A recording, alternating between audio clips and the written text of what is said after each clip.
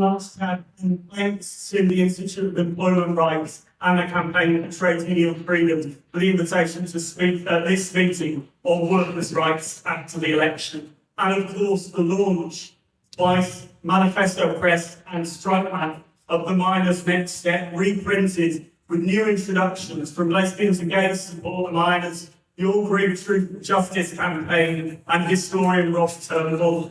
Now, what do we have to learn in this new context from a pamphlet that was written in 1911 in a very different industrial and political context?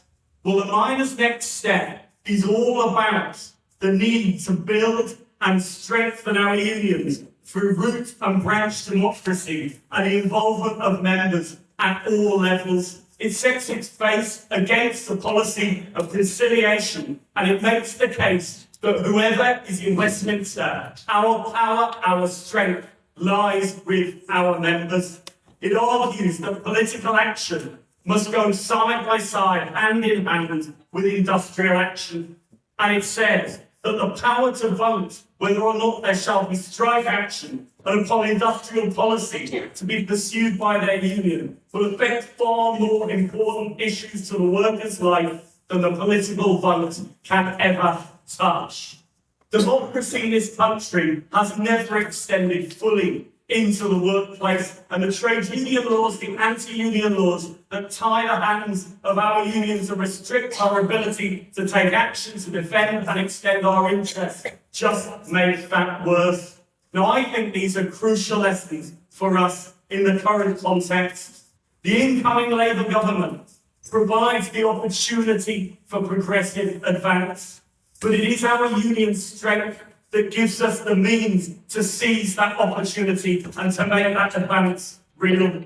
It's notable that the last time this pamphlet was reprinted was actually by the South Wales miners in 1964, just before, throughout the 1970s, some of the most significant wins that our movement has seen, many of them led by the miners. And in the introduction to that movement, the General Secretary said that this pamphlet will form the basis of weekend schools and classes throughout all of the mining villages in Wales. And that education was crucial to developing a movement that won those victories in the 1970s. Now, following the 2022-2023 strike wave, we have a huge number of new activists in our movement. People who've taken strike action for the first time in their lives, stood on picket lines, supported picket lines for the first time in their lives. But now they're operating in a new context under a Labour government, and everything's changed. In that context, education will be absolutely crucial to take those workers, those new activists, to our movement to develop their understanding of our trade union history, their understanding of political economy, their understanding of power and how to shift politics in this country. And investing in education, investing in that discussion within the movement will be absolutely crucial to developing those activists. And that's why I'm also really pleased that tomorrow the General Federation of Trade Unions will be launching our brand new education programme for the coming year.